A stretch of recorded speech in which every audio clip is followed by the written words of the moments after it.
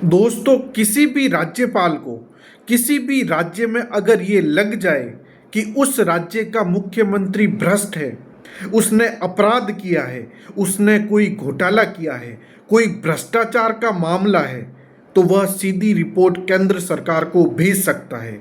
और केंद्र को अगर ऐसा लगता है कि राज्यपाल की रिपोर्ट बेहद गंभीर है, तो फिर केंद्र सरकार भी राष्ट्रपति से ये कह सकती है कि अब आपको कोई आदेश देना चाहिए।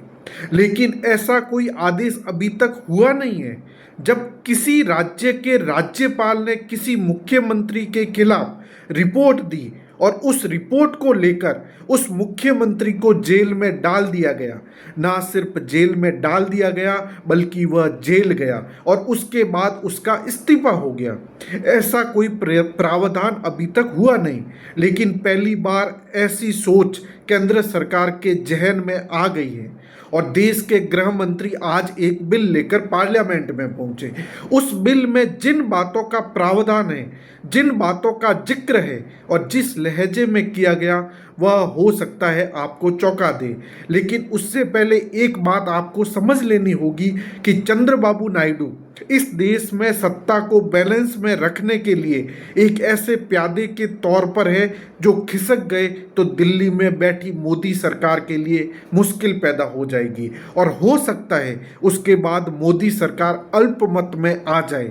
यानी चंद्रबाबू नायडू का एक महत्व है, लेकिन चंद्रबाबू नायडू के जहन में अगर कोई सवाल ऐसा आ जाए कि मोदी सरकार के साथ नहीं रहना, तो कोई भी सोचेगा कि फैसला ले सकते हैं। वो फैसला तो तब ले सकते हैं ना कि जब फैसला लेने के बाद अपनी गद्दी बची रहे। तो क्यों नहीं एक ऐसी व्यवस्था की जाए जिसके बाद अगर ऐसा फैसला वो ले लेते तो फिर उनकी गद्दी खिसक जाए। बात थोड़ी सी उलझी हुई है, तो आइए आपको एक एक पन्नों का खोला जाए कि किस प्रकार चंद्रबाबू नायडू आंध्र प्रदेश के मुख्यमंत्री, उनके खिलाफ एक बरस पहले जो मामलों की फाइल खोली हुई थी, उनको जेल जाना भी पड़ा था।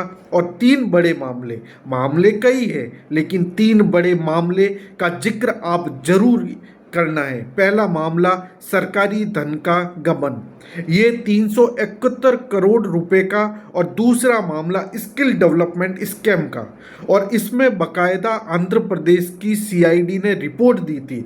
और उस वक्त जगन रेड्डी मुख्यमंत्री हुआ करते थे और उस वक्त जगन रेड्डी बीजेपी के करीब थे। परिस्थिति बदल गई 2024 के चुनाव में, जब कुछ बदल गया। लेकिन एक तीसरा मामला कई ज़्यादा महत्वपूर्ण था। ये था आंध्र प्रदेश में जो अमरावती राजधानी बन रही थी, उस अमरावती की 1100 एकड़ जमीन के घोटाले का जिक्र हुआ था और जिसके दायरे में चंद्रबाबू नायडू आए थे और वहाँ के नारायणा आए थे, वहाँ के सुधीर बाबू आए थे और वहाँ पे केपी अंजनी कुमार आए थे। और ये चार प्रमुख आरोपी थे और कुल कीमत थी 4400 करोड़ इस लैंड स्कैम की कीमत थी।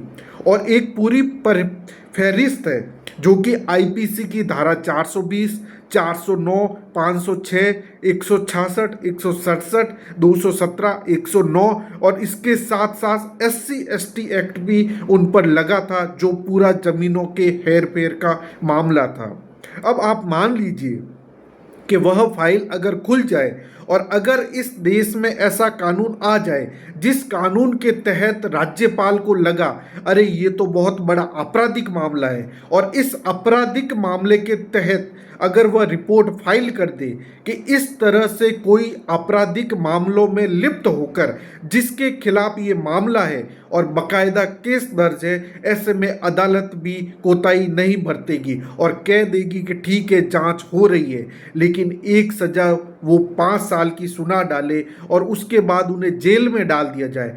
ठीक वैसे ही जैसे एक वक्त अरविंद केजरीवाल को डाला गया था, ठीक वैसे ही जैसे एक वक्त हेमंत सोरेन को डाला गया था। इस तरीके से फाइल खुली और जेल पहुंच गए।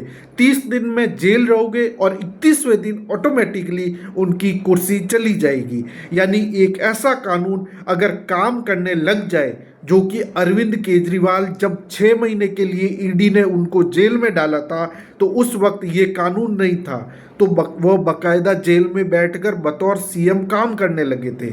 लेकिन क्या एक ऐसा कानून अगर आ जाए जो 1963 में बने कानून को संशोधन के साथ संविधान में संशोधन की दिशा में कदम बढ़ा दे, और अगर ऐसा हो जाए तो चंद्रबाबू नायडू सोच भी सकेंगे कि उनके जहन में एक सवाल था कि राष्ट्रपति के चुनाव में वह इंडिया गठबंधन के उम्मीदवार के साथ खड़े हो जाए, क्योंकि जब विभाजन हुआ, आंध्र प्रदेश का विभाजन नहीं हुआ था, यानी तेलंगाना और आंध्र प्रदेश एक साथ थे, तब जिस इंडिया गठबंधन ने उपराष्ट्रपति चुना है वो आंध्र प्रदेश का है। तो क्या